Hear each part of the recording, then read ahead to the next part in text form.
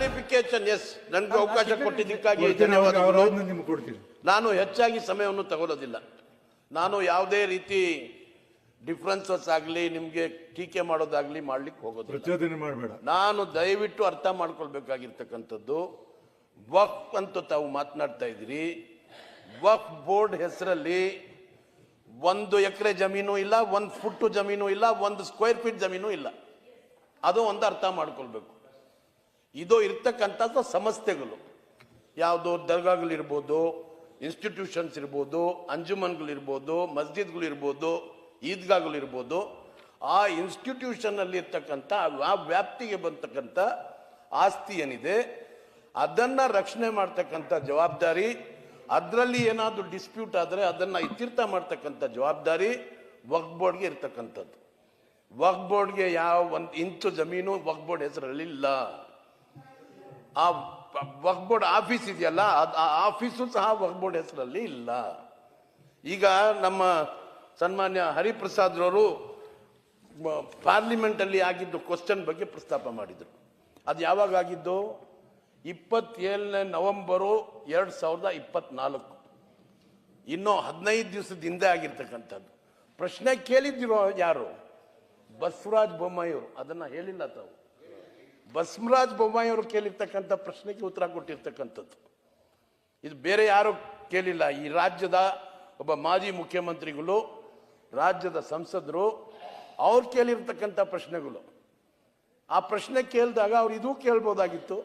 ಎಷ್ಟು ರೈತರ ಜಮೀನು ವಫ್ ಆಸ್ತಿ ಅಂತ ಬರೆದಿದೆ ಅಂತಲೂ ಕೇಳ್ಬೋದಾಗಿತ್ತು. ಅದು ಕೇಳಿಲ್ಲ ಅವರು. ಹಾಗಾಗಿ ಇದನ್ನ ತಾವು ಟ್ರಿಬ್ಯುನಲ್ ಬಗ್ಗೆ ಮಾತಾಡ್ತಿದ್ರಿ. ಟ್ರಿಬ್ಯುನಲ್ಲು ಒಂದ್ಸತಿ ತೀರ್ಮಾನ ಮಾಡಿದ್ರೆ ಫೈನಲ್ ಅಂತೇಳಿ. ತಮ್ಮ ಇನ್ಫಾರ್ಮೇಶನ್ಗೆ ರಾಜ್ಯದಲ್ಲಿ 4 ಟ್ರಿಬ್ಯುನಲ್ಗಳು ಇದ್ದಾವೆ. ಬೆಂಗಳೂರಲ್ಲಿ ಇರ್ತಕ್ಕಂಥ ಟ್ರಿಬ್ಯುನಲ್ಲು, ಅಲ್ಲಿ ಜಡ್ಜ್ ಬಂದು ಸುಧಾ ಸೀತಾರಾಮ್ ಓಂಕರ್, ಆಯಮ್ಮ ಜಡ್ಜು. ಗುಲ್ಬರ್ಗ ಅಲ್ಲಿರ್ತಕ್ಕಂಥ ಟ್ರಿಬ್ಯುನಲ್ ಅಲ್ಲಿ ಶ್ರೀನಿವಾಸ್ ಅನ್ನೋದು ಡಿಸ್ಟ್ರಿಕ್ಟ್ ಜಡ್ಜು, ಅವ್ರ ಜಡ್ಜು. ಬೆಲ್ಗಾಮ್ ಅಲ್ಲಿರ್ತಕ್ಕಂಥ ಬೆಂಚಲ್ಲಿ ಶ್ರೀಮತಿ ಕಟಿಯಾನಿ ಅಂತ ಹೇಳ್ಬಿಟ್ಟು ಡಿಸ್ಟ್ರಿಕ್ಟ್ ಜಡ್ಜ್. ಆಮೇಲೆ ಮೈಸೂರಲ್ಲಿರ್ತಕ್ಕಂಥ ಬೆಂಚಲ್ಲಿ ಗುರುರಾಜ್ ಸೋಮ ತಲ್ವಾರ್ ಅಂತ ಹೇಳಿ ಅವರು ಡಿಸ್ಟ್ರಿಕ್ಟ್ ಜಡ್ಜ್. ನಿಮ್ಗೆ ಯಾಕೆ ಇಷ್ಟು ರೀತಿ ಅನುಮಾನ ಪಡ್ತೀರಿ? ಇವರೆಲ್ಲ ಡಿಸ್ಟ್ರಿಕ್ಟ್ ಜಡ್ಜು. ಇವ್ರಿಗೆ ಅಪಾಯಿಂಟ್ ಮಾಡಿರ್ತಕ್ಕಂಥದ್ದು ಕರ್ನಾಟಕ ಹೈಕೋರ್ಟ್ ಚೀಫ್ ಜಸ್ಟಿಸ್ ಅವರು ಅಪಾಯಿಂಟ್ ಮಾಡಿರ್ತಕ್ಕಂಥದ್ದು.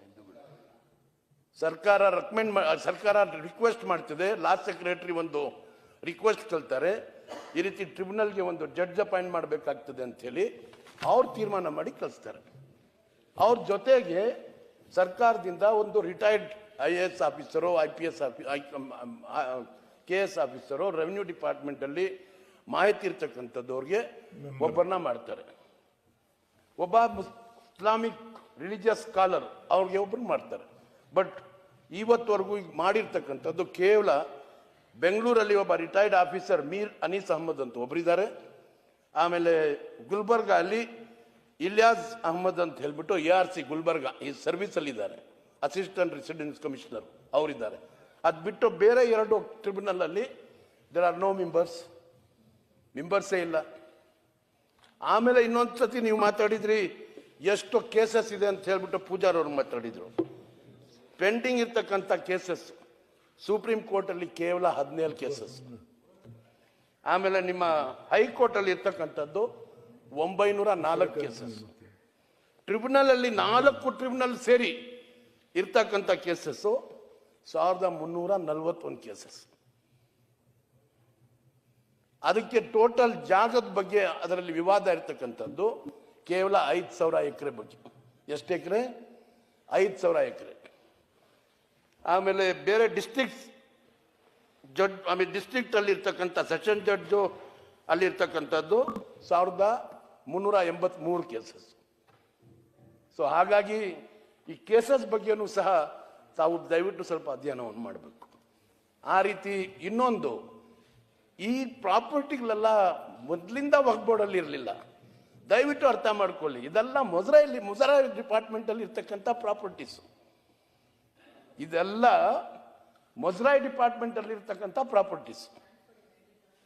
1974 ಒಂದು ನೋಟಿಫಿಕೇಶನ್ ಇಶ್ಯೂ ಮಾಡಿ, ಆ ನೋಟಿಫಿಕೇಶನ್ ಆದಮೇಲೆ ಸರ್ವೆ ಕಂಡಕ್ಟ್ ಮಾಡಿ, ಆವಾಗ ಇರ್ತಕ್ಕಂಥ additional chief secretary survey commissioner ಆಗಿದ್ರು, ಡಿಸ್ಟ್ರಿಕ್ಟ್ ಅಲ್ಲಿ ಇರ್ತಕ್ಕಂಥ ಡೆಪ್ಟಿ ಕಮಿಷನರ್ ಸರ್ವೆ ಕಮಿಷನರ್ ಆಗಿದ್ರು.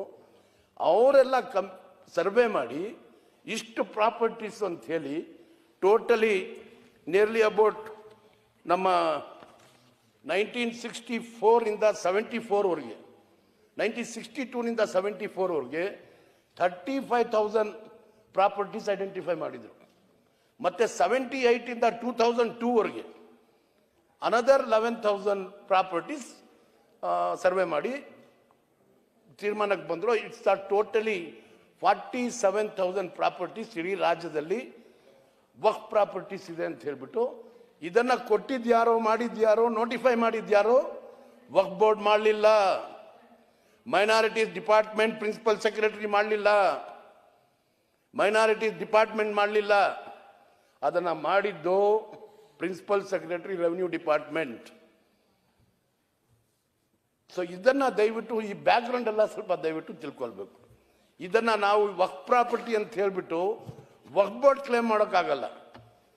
ಯಾವಾಗ ನೋಟಿಫಿಕೇಶನ್ ಅಲ್ಲಿ ಬಂತು, ಸರ್ಕಾರದ ಗಜೆಟ್ ನೋಟಿಫಿಕೇಶನ್ ಅಲ್ಲಿ ಈ ಪ್ರಾಪರ್ಟೀಸು ಈ ಜಿಲ್ಲೆಯಲ್ಲಿ ಈ ತಾಲೂಕಲ್ಲಿ ವಕ್ಫ್ ಅಂತ ಯಾವ ಬರ್ದು ನೋಟಿಫಿಕೇಶನ್ ರಿಲೀಸ್ ಆಯಿತು, ಅದು ಒಂದು ಡಾಕ್ಯುಮೆಂಟ್ ಬಂತು. ಆ ಡಾಕ್ಯುಮೆಂಟ್ ಇಟ್ಕೊಂಡು ನಾವು ಇದು ವಕ್ಫ್ ಪ್ರಾಪರ್ಟಿ ಅಂತೂ.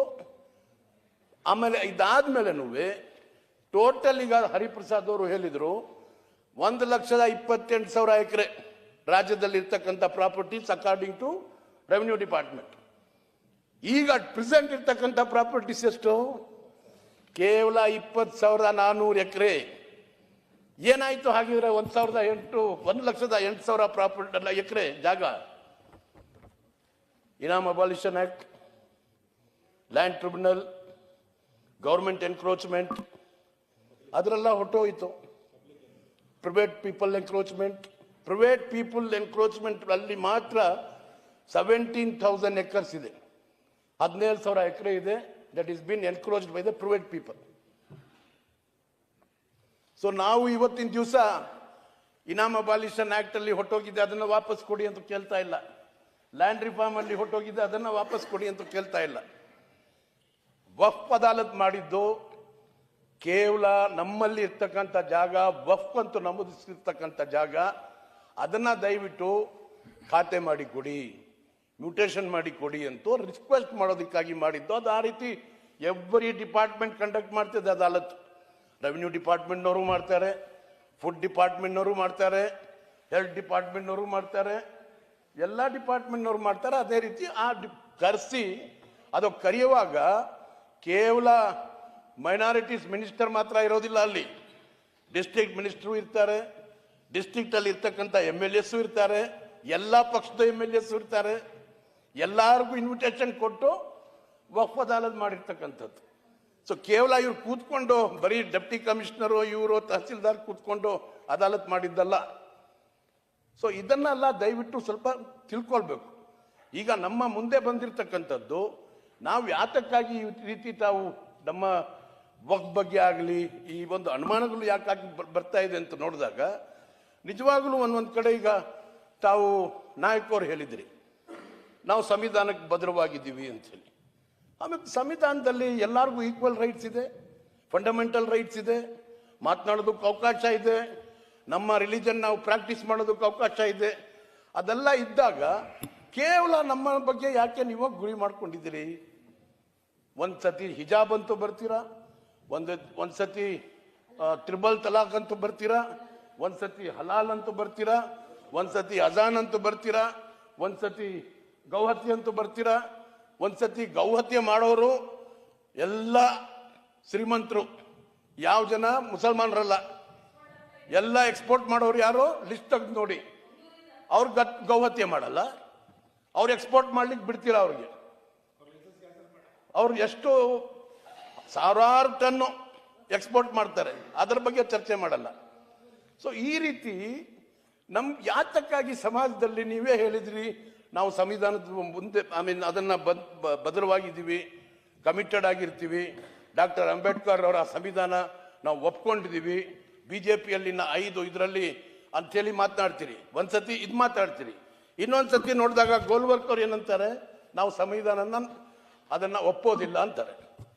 ಸೊ ಈ ವಿವಾದಗಳು ನಿಮ್ಮಲ್ಲೇ ಇದೆ. ಸೊ ಅದರ ಬಗ್ಗೆನೂ ನಾನು ಟಚ್ ಮಾಡಕ್ ಹೋಗಲ್ಲ, ಅದರ ಬಗ್ಗೆನೂ ನಾನು ಚರ್ಚೆ ಮಾಡಕ್ ಹೋಗಲ್ಲ, ನಮ್ಮ ಮುಂದೆ ಇರ್ತಕ್ಕಂಥದ್ದು ಇವತ್ತು ಕೇವಲ ಒಂದು ಈ ಇಶ್ಯೂನ ತಗೊಂಡು ಇಡೀ ರಾಜ್ಯದಲ್ಲಿ ನಮ್ಮ ಜನಗಳಿಗೆ, ನಾವು ಪ್ರೀತಿ ವಿಶ್ವಾಸದಿಂದ ಬಾಳ್ತಕ್ಕಂಥ ಜನ, ಕರ್ನಾಟಕದಲ್ಲಿ ನಮ್ಮದೇ ಆದ ಒಂದು ವಿಶೇಷವಾಗಿ ಕರ್ನಾಟಕದಲ್ಲಿ ಭಾರಿ ಅಣ್ಣ ತಮ್ಮದರಾಗಿ ನಾವು ಬಾಳ್ತಾ ಇದ್ದೀವಿ, ಪ್ರೀತಿ ವಿಶ್ವಾಸದಿಂದ ನಾವು ಬಾಳ್ತಾ ಇದ್ದೀವಿ. ಅದರಲ್ಲಿ ನೀವು ಯಾಕೆ ಈ ರೀತಿ ಸೃಷ್ಟಿ ಮಾಡ್ತಾ ಇದ್ದೀರಾ? ನಾನು ನಿಮ್ಮ ಗಮನಕ್ಕೆ ತರಲಿಕ್ಕೆ ಇಚ್ಛೆ ಪಡ್ತಾ ಇದ್ದೀನಿ.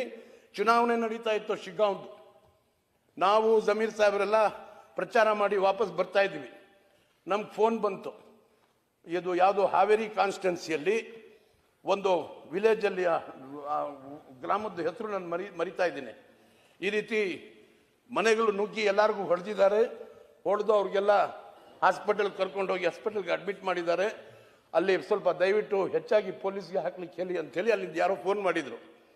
ಆಮೇಲೆ ನಾವು SP ಗೆ ಫೋನ್ ಮಾಡಿ ಅಲ್ಲಿ ಇಮಿಡಿಯೇಟ್ ಆಗಿ ಹೋಗಿ ನೋಡಿ ಏನಾಗಿದೆ ಅಂದಾಗ ಅಲ್ಲಿ SP ಹೋಗ್ಬಿಟ್ಟು ಅವ್ರು ಫೋನ್ ಮಾಡಿ ಹೇಳಿದರು, ಸರ್ ಅದು ನಿಜ, ಎಲ್ಲರ ಮನೆಗಳಿಗೆ ಹೋಗಿ ಹೊಡೆದಿದ್ದು ನಿಜ, ಅವ್ರಿಗೆಲ್ಲ ನಾವು ಹಾಸ್ಪಿಟಲ್ಗೆ ಬಲವಂತವಾಗಿ ಕರ್ಕೊಂಡೋಗಿ ಅಡ್ಮಿಟ್ ಮಾಡಿದ್ದೀವಿ, ಅವ್ರಿಗೆ ನಾವು FIR ಕೊಡಿ, ರಿಪೋರ್ಟ್ ಕಂಪ್ಲೇಂಟ್ ಕೊಡಿ ಅಂತ ಕೇಳಿದಾಗ, ಇಲ್ಲ ನಾವು ಕಂಪ್ಲೇಂಟ್ ಕೊಡಲ್ಲ, ನಾವು ಅಲ್ಲೇ ಬಾಳ್ಬೇಕು, ಅವ್ರ ಜೊತೆಗೆ ನಾವು ಇರಬೇಕು, ನಾವು ಕಂಪ್ಲೇಂಟ್ ಕೊಡಲ್ಲ ಅಂತೇಳಿ ಅವ್ರು ಕೊಟ್ಟಿಲ್ಲ ಸರ್.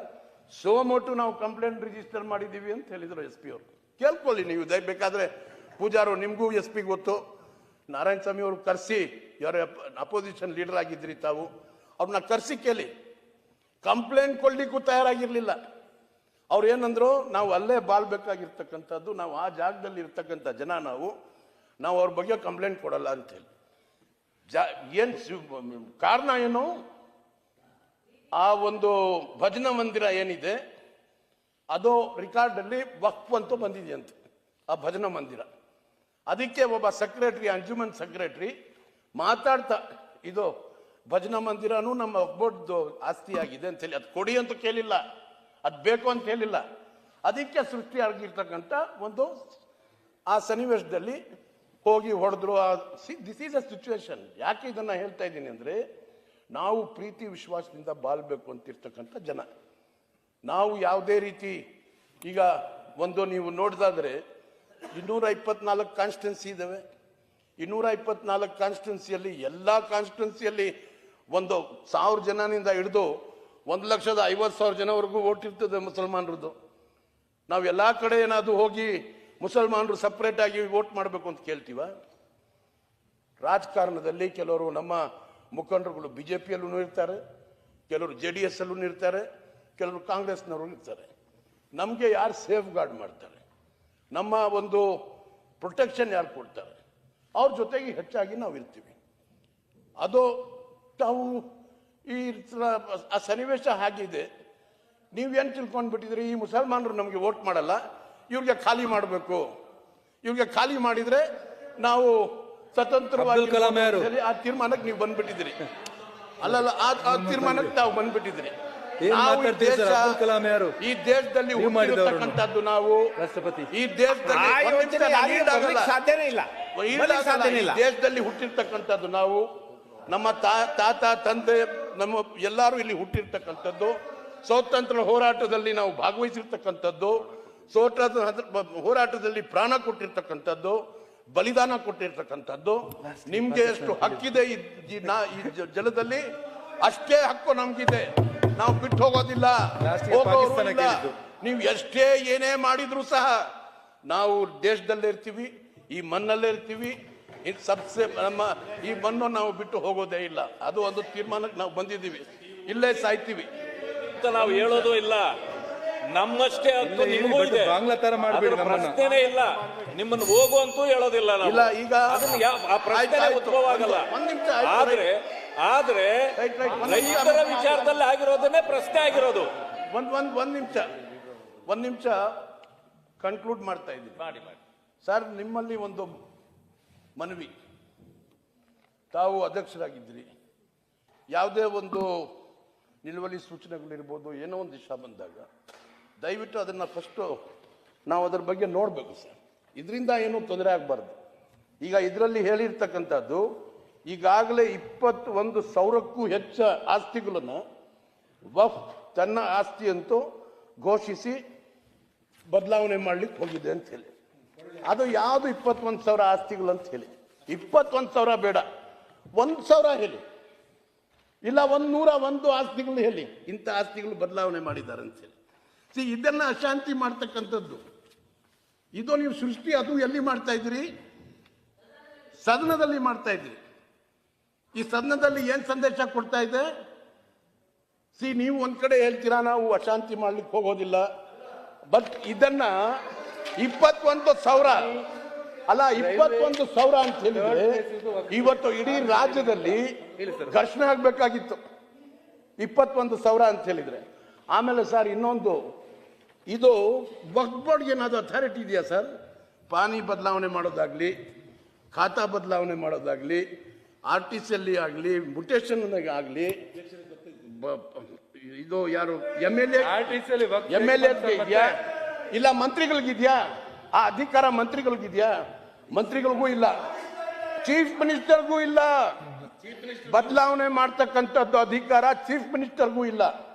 ಅದು ಬದಲಾವಣೆ ಮಾಡಬೇಕಾದ್ರೆ tahsildar, assistant commissioner, deputy commissioner ಪರಿಶೀಲನೆ ಮಾಡಿ ಅವ್ರಿಗೆ ಅವಕಾಶ ಕೊಟ್ಟು ಸರ್ವೆ ಮಾಡಿದಾಗಲೂ ಅಷ್ಟೇ ಅಕ್ಕಪಕ್ಕದಲ್ಲಿರ್ತಕ್ಕಂಥ ಜಮೀನ್ದಾರು ಯಾರಿದ್ದಾರೆ ಅವ್ರಿಗೆ ನೋಟಿಸ್ ಕೊಟ್ಟು ಅವ್ರನ್ನ ಕರೆಸಿ ಅವ್ರದ್ದೇನಾದ್ರು ಅಬ್ಜೆಕ್ಷನ್ಸ್ ಇದ್ರೆ ಅದನ್ನ ಸ್ವೀಕಾರ ಮಾಡಿ ಅವ್ರನ್ನ ಅದೆಲ್ಲ ಪ್ರೊಸೀಜರ್ ಮಾಡಿನೇ ಇದೆಲ್ಲ ಆಗಿರ್ತಕ್ಕಂಥದ್ದು.